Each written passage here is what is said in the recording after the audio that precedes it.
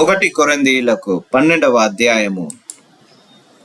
మరియు సహోదరులారా, ఆత్మ సంబంధమైన వరములను గూర్చి మీకు తెలియకుండుట నాకిష్టము లేదు.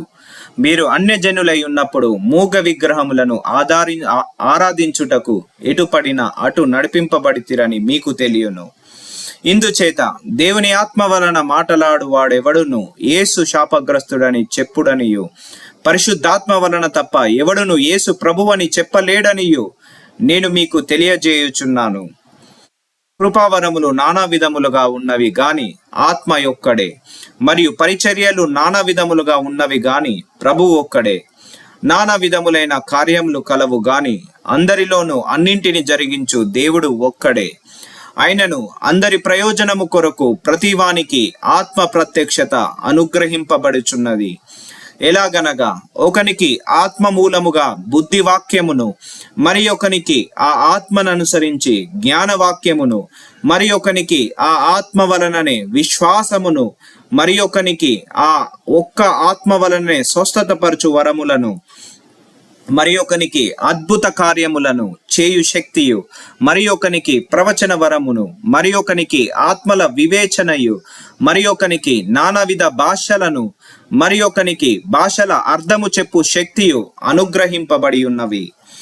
అయినను వీటన్నింటినీ ఆ ఆత్మ ఒక్కడే తన చిత్తము చొప్పున ప్రతివానికి ప్రత్యేకముగా పంపి ఇచ్చుచు కార్యసిద్ధి కలగజేయుచున్నాడు. ఎలాగు శరీరము ఏకమై ఉన్నను అనేకమైన అవయములు కలిగి ఉన్నదో, ఎలాగు శరీరము యొక్క అవయములన్నీయు అనేకములై ఉన్న ఒక్క శరీరమై ఉన్నవో అలాగే క్రీస్తు ఉన్నాడు. ఎలాగనగా యూదులైనను గ్రీసు దేశస్థులమైనను దాసులమైనను స్వతంత్రులమైనను మనమందరము ఒక్క శరీరములోనికి ఒక్క ఆత్మయందే బాప్తిజము పొందితిమి. మనమందరము ఒక్క ఆత్మను పానము చేసిన వారమైతిమి. శరీరం ఒక్కటే, అవయవముగా ఉండక అనేకమైన అవయములుగా ఉన్నది. నేను చెయ్యి కాను గనుక శరీరములోని దానను కానని పాదము చెప్పినంత మాత్రమున శరీరములోనిది కాకపోలేదు. మరియు నేను కన్ను కాను గనుక శరీరములోని దానను కానని చెవి చెప్పినంత మాత్రమున శరీరములోనిది కాకపోలేదు. శరీరం అంతయు కన్నైతే వినుట ఎక్కడ? అంతయు వినుట అయితే వాసన చూచుట ఎక్కడ? అయితే దేవుడు అవయములలో ప్రతి దానిని తన చిత్త ప్రకారము శరీరంలో నుంచెను. అవన్నయు ఒక్క అవయవమైతే శరీరం ఎక్కడ? అవయవములు అనేకములైనను శరీరం ఒక్కటే. గనుక కన్ను చేతితో నీవు నాకక్కర లేదని చెప్పజాలదు, తల పాదములతో మీరు నాకక్కర లేదని చెప్పజాలదు. అంతేకాదు, శరీరం యొక్క అవయములలో ఏవి మరి బలహీనములుగా కనబడునో అవి మరి అవశ్యములే. శరీరములో ఏ అవయవములు ఘనత లేనివని తలంతుమో ఆ అవయవములను మరి ఎక్కువగా ఘనపరచుచున్నాము. సుందరములు కాని మన అవయవములకు ఎక్కువైన సౌందర్యము కలుగును. సుందరములైన మన అవయవములకు ఎక్కువ సౌందర్యం అక్కరలేదు.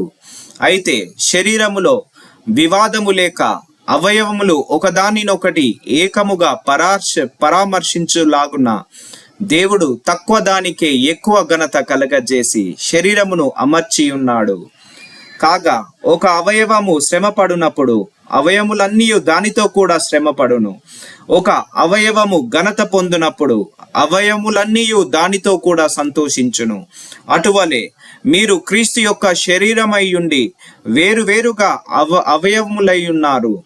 మరియు దేవుడు సంఘములో మొదట కొందరిని అపోస్తులు గాను, పిమ్మట కొందరిని ప్రవక్తలు గాను, పిమ్మట కొందరిని బోధకులు గాను, అటు పిమ్మట కొందరిని అద్భుతములు చేయువారు గాను, తరువాత కొందరిని స్వస్థతపరచు కృపావరములు గలవారి గాను, కొందరిని ఉపకారములు చేయువారిని గాను, కొందరిని ప్రభుత్వములు చేయువారిని గాను, కొందరిని నానా భాషలు మాట్లాడు వారిని గాను నియమించెను. అందరూ అపోస్తులుల, అందరూ ప్రవక్తల, అందరూ బోధకుల, అందరూ అద్భుతములు చేయువారా, అందరూ స్వస్థతపరచు కృపావరములు గలవారా, అందరూ భాషలతో మాట్లాడుచున్నారా, అందరూ ఆ భాషల అర్థము చెప్పుచున్నారా? కృపావరములలో శ్రేష్టమైన వాటిని ఆసక్తితో ఆపేక్షించుడి.